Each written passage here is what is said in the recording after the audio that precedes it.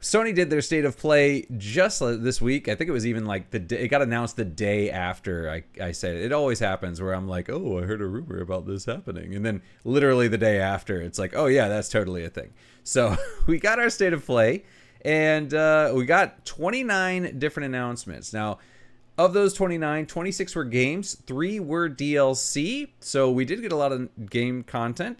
Some of them are games that we've seen before, other ones are brand new. I'm going to give you a quick breakdown of the games that either interested me. The first one was Shinobi Art of Vengeance, which if you've played the Shinobi games before, you kind of know what to expect. We haven't had one in a while. These are kind of side-scrolling brawler games. You know, if you've played Battletoads or Turtles in Time or Streets of Rage, that sort of thing, you kind of have an idea of what you're going to be in for here. Now, this game, it does look a lot like Nine Souls. So Korean was originally like, oh no, it's another one of those kind of Souls-like really difficult games.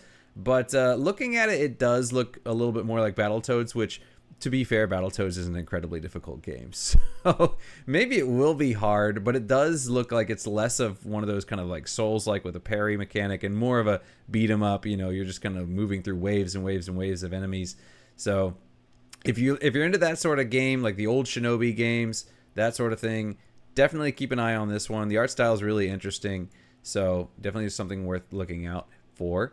If you are a kart racer fan, then you probably know of Mario Kart. But what you also probably know of is Sonic Team Racing. And Sonic Team Racing made an announcement for Sonic Team Racing Cross Worlds, which is basically your standard fare, right? You get your kart, you run around on the track, you pick up upgrades, you shoot each other in the back. But this one does have a few new things. So they are changing up the formula a bit. For one, you're going to be able to customize your kart this time.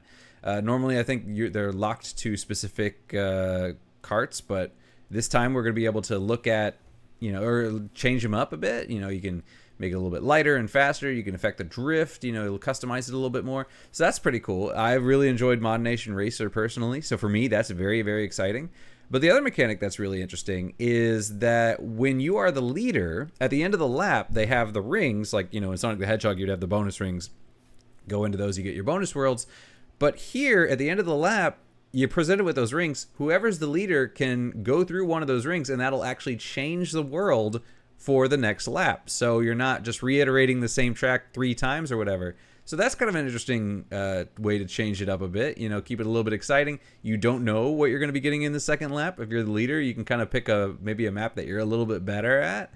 So that'll be an interesting tweak to see. I'm looking forward to that, and I haven't played a kart racer in a long time. I don't have a Switch, so the last one I played majorly was Mod Nation Racer on the PS3, if that gives you a hint to how long it's been.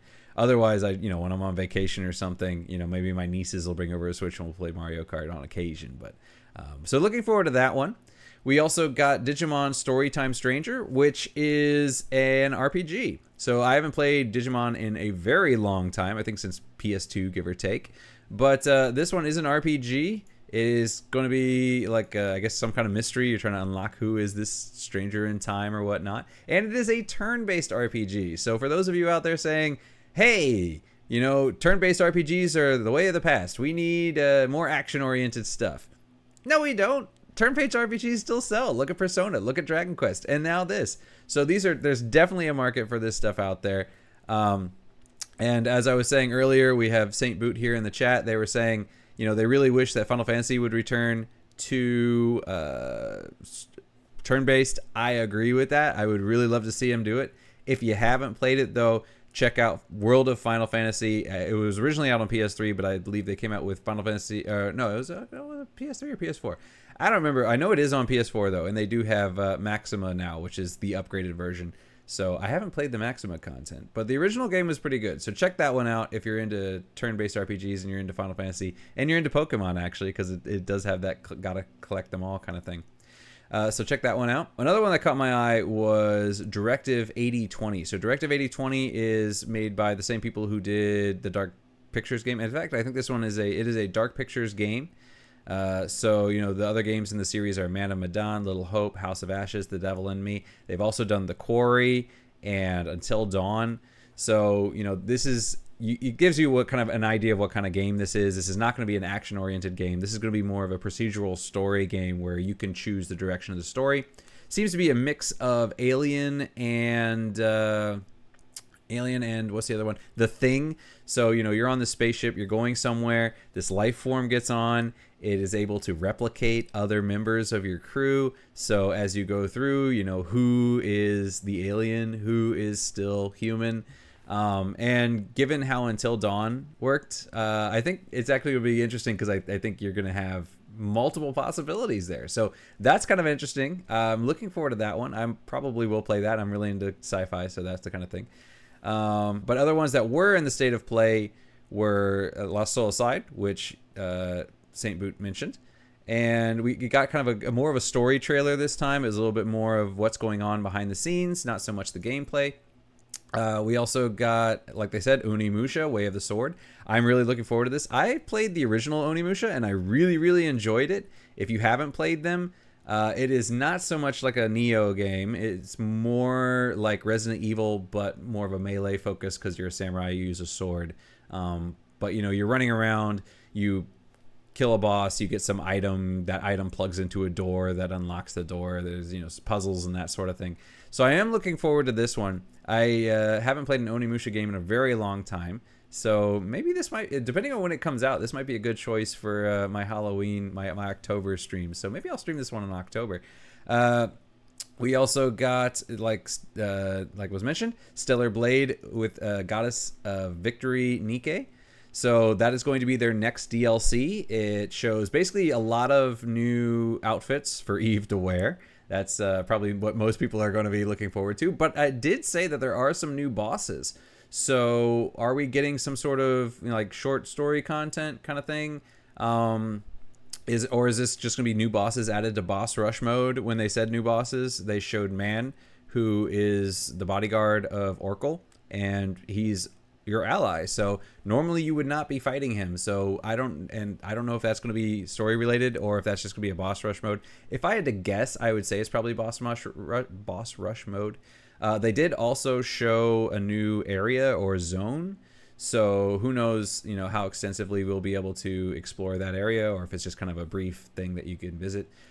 It does have me a little bit concerned though, because what we've been waiting for in terms of Stellar Blade is more story content. It kind of ends on a hit cliffhanger, and people have been wanting more, more information of what's going to happen. A lot of people wanted like a Raven DLC where we kind of see her story and go back in time and see what she went through. But so far, the DLC that we've gotten and the DLC that's been announced have both been crossover content. The first one was Nier Automata. This one is Goddess of Victory Nike. So I am a little bit concerned that maybe they're focusing more on these crossover DLCs and not so much the, extending Stellar Blade itself DLC. Who knows? Maybe we will see something like that in the future. We are getting a sequel, it looks like. So at least there will be content. But the question is, how long do we have to wait? Do we have to wait for a full new game, or are we going to be getting something a little before that? So I'm hoping before that, but seeing that their first two DLCs have crossover, a little bit concerned there. The other big game that I was interested in is Soros. I'm not quite sure how to pronounce it, but it is from the creators of Returnal. And if you know Returnal, it is a roguelike game where, live, die, repeat, that sort of thing. Soros is a little bit different though, in that when you die, you can keep the resources that you've collected. So each time you come back, you're going to come back a little bit stronger. So they've tweaked the formula there a little bit. So I like that. I'm looking forward to keeping an eye on that one. But the one that seems to have captured the most people's attention, at least what the most chatter that I've seen online, is for Tides of Annihilation. So Tides of Annihilation is it's a action adventure kind of game. When I first saw it, my first idea was like, okay, this looks a lot like Stellar Blade, attractive a protagonist, running around, swords and whatnot. But what a lot of people have been comparing it to is Final Fantasy 16. And the more I look at it, the more it does look like Final Fantasy 16. So this will be coming out on PS5, PC, and Xbox. So no matter where you are, except for Switch, you'll be able to play it. So no worries there. You'll be taking on the role of Gwendolyn, who is the last surviving human in London, named after the legendary English queen, Gwendolyn. Uh, but we'll get a little more into that later. And London has been twisted by, there's basically this other reality that's kind of invaded and taken over, and now London is crumbling, and that other reality is Avalon. So that is from Arthurian legend. If you are familiar with the Once and Future King, or King Arthur, or anything like that, or if you've read the Witcher book series, you've probably heard of Avalon. So this will be drawing heavily from Arthurian legend. And as I mentioned before, you are playing Gwendolyn, who is actually not from Arthurian legend. She's a different legend, but still English. So it does look like we're going to be getting a lot of kind of Anglo-Saxon traditional legends and mythology here, which is kind of interesting. But anyway, you'll be moving through London, and you'll be calling on the power of Arthurian knights. So you're going to be able to summon them or summon their powers and use those in combat, which is where people are drawing the comparison to Final Fantasy 16, because in Final Fantasy 16 you had your icons, right? You can pull from Ifrit or Garuda or Titan. So in this one, I'm guessing Lancelot, Galahad, those kind of guys. But you're going to be able to pull from their power and switch between them, and you're going to be using that for combat. And it says that we are going to be getting over 30 unique boss fights, and some of those are going to be including rather large monsters. So you're going to be battling these gigantic knights that roam London. So that's the one that I've seen the most chatter online about. So I think a lot of people are probably going to be looking forward to that. So let us know if you are interested in that, or if that's the kind of thing that you would like to see. Originally, when I first saw it, I was kind of like, it didn't really catch my interest. But to be fair, Stellar Blade, exact same thing. My first time I saw it, I wasn't really that into it. It wasn't until I saw later stuff that I really got into it. But so this one I saw it, I was kind of like, but then the more I read about it from what other people are chattering online, I'm kind of like, actually, you know what? maybe I should keep my eye on this one. Maybe this one will be fun. I did enjoy Final Fantasy 16, so who knows? So anyway, that was kind of a recap of the state of play. Like I said, there were 29 games and 3 DLC, or sorry, 26 games and 3 DLC, so 29 announcements in all. Obviously, we didn't get into all of them here, but if you get the chance and you have the time, it's 40 minutes long, so go ahead and check it out and let us know which games you guys were interested in. And maybe ones that we mentioned, if you have a little more information on them, or ones that we didn't mention, if you're like, hey, you know what, this game probably deserves some attention too, you should take a look at that. So let us know in the comments.